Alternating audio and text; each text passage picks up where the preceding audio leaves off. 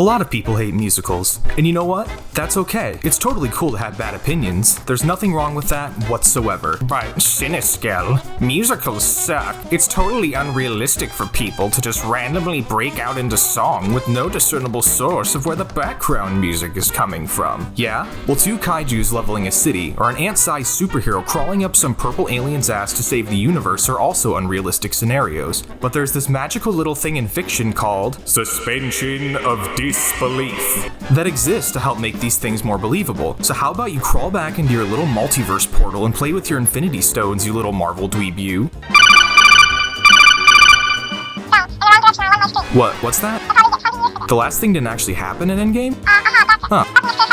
Anyway, musicals were once a major highlight of the cinematic experience. Extravagant song and dance numbers, lavish sets and costumes, and charming performers dazzled audiences in pursuit of giving them a taste of Broadway theater in the comfort and convenience of their local cinema. However, the day of the movie musical has long since passed, and though they're still being made today, they're far from the cinematic powerhouses they once were. Take Steven Spielberg's West Side Story, for example, a big-budget, epic remake made by one of the greatest movie directors of our time. How much did it make, you ask? $76 million worldwide on a $100 million budget. Unfortunately, general audiences just don't seem to want to watch musicals nowadays. Other 2020s musicals like Dear Evan Hansen and In the Heights similarly crashed and burned, grossing a cumulative $64.3 million, albeit under the shadow of a little-known global pandemic not many people talk about. In light of recent musical movie failures, the burning conflict film distributors have had to resolve is determining how to get butts in seats. When they can't entirely sell audiences on an entire genre, the answer, of course, is to deceive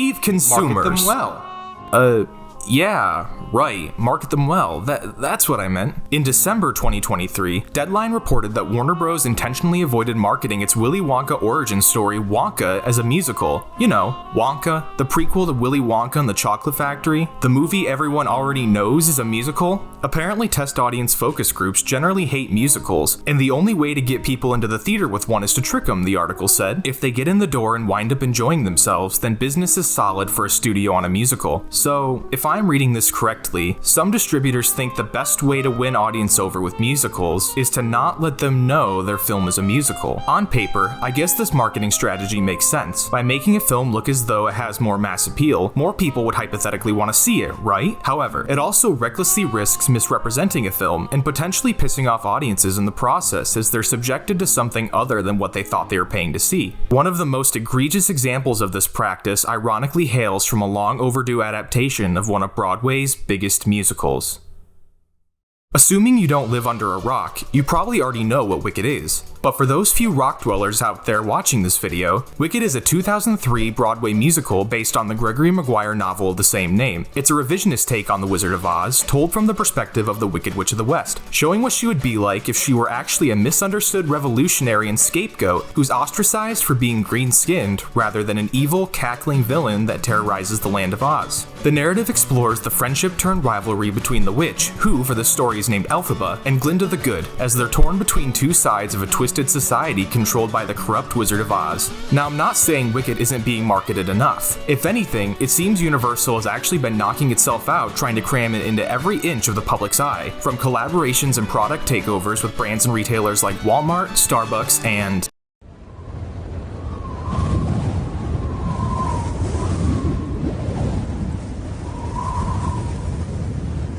God, I hate commercialism. To toys and merchandise from Lego, Build-A-Bear, Funko, and more.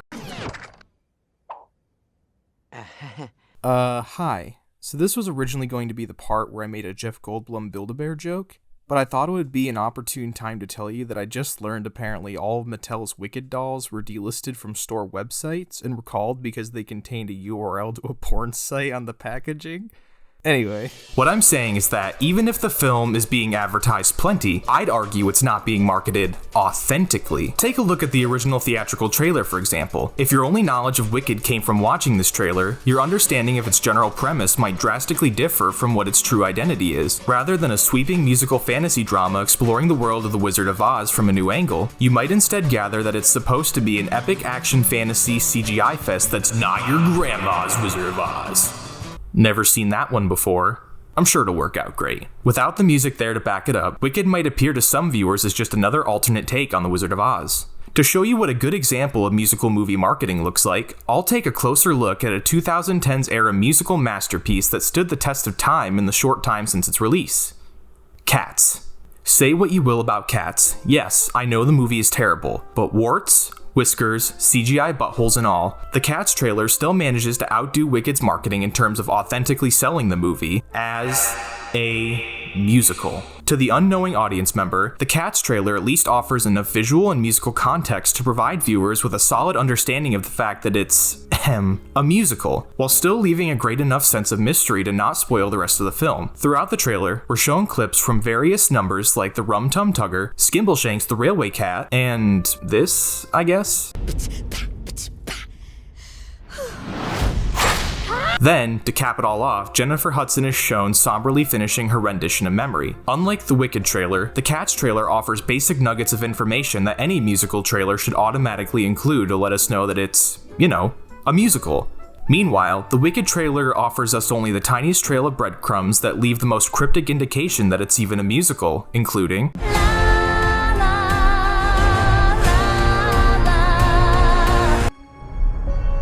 something has changed within me.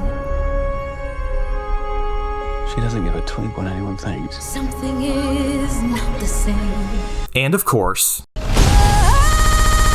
if you hadn't heard it by now, the Defying Gravity riff is the climactic, emotional battle cry Elphaba lets out to put a powerful end to both the song and the show's first act. It's an iconic moment that's become synonymous with the original show and is often featured in its advertising. Defying Gravity is undoubtedly the show's defining number, so it makes sense why it'd be so prominent in the film's marketing. However, Wicked is filled with plenty of other recognizable songs it could also plug into its advertising, like Popular, Dancing Through Life, or God forbid even just another part of Defying Gravity. Instead, they have been beating this riff to death. Aside from being the sound that closes out nearly every trailer, it's also been the center of secondary marketing efforts, including a Target commercial that's probably caused some television viewers to have thoughts of stabbing their eardrums out with scissors after being subjected to it for the 40th time.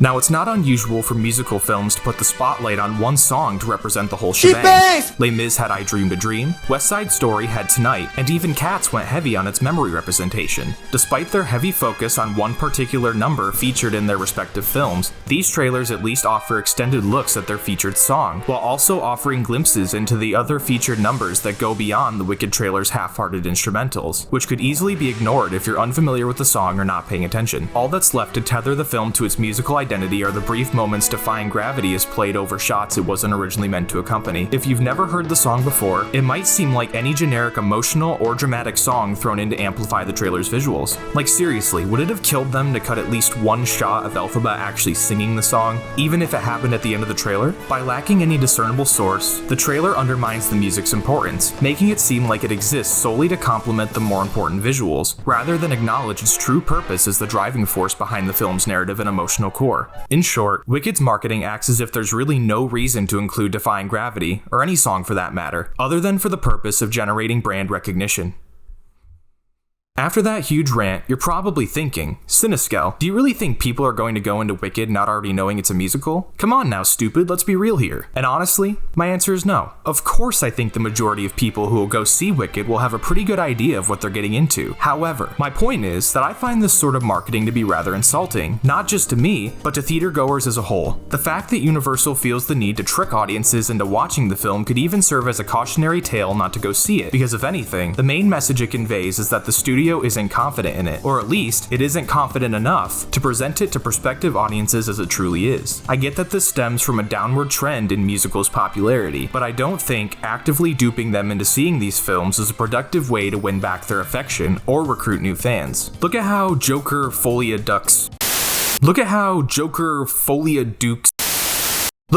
Joker 2 did, for example. While a lot of people hate it for being an ill-conceived musical at its core, the fact that it's a musical, period, also rubbed audiences the wrong way. Though it was clearly mentioned by the director before, and the trailer half-assedly alludes to its musical portions, many still felt the wool was pulled over their eyes when they found out they were going to be subjected to 2 hours of Joaquin Phoenix's, magic. vocals? Regardless of how bankable IPs like Wicked and The Wizard of Oz are, it should never be assumed everyone automatically knows what they are. The entire point of a trailer is supposed to be to introduce you to a film, its world and characters, and its general vibe, as if one is just being exposed to those things for the first time. But nowadays, it seems distributors are treating them more as a vessel to say, hey, you know that cool thing you like? Well, here it is. Meanwhile, those unfamiliar with an IP are left alienated or unconvinced, hence why blockbusters like Wicked are so dependent on using big talent and flashy visuals to hook consumers. In short, the proof of concept simply isn't there for Wicked, and the means through which it's been presented so far give me all the less confidence it'll live up to its iconic source material. Also, even if Universal manages to trick a couple musical-hating suckers into blindly watching Wicked, the ruse most likely wouldn't work a second time when Wicked Part 2 comes out. By that time, news that the film is a musical and will merely be a second half to a 2-act story will already be widely known. So unless you're a fan or you're at least invested in finding out how the story ends, odds are nobody who disliked the film or who hasn't seen it already is going to want to watch its second installment. Perhaps I'm wrong, and maybe Wicked will thrive even without needing to be fully transparent in its marketing, but as a self-proclaimed musical superfan, it's frankly disheartening to see that such dishonest measures need to be taken for them to even get seen.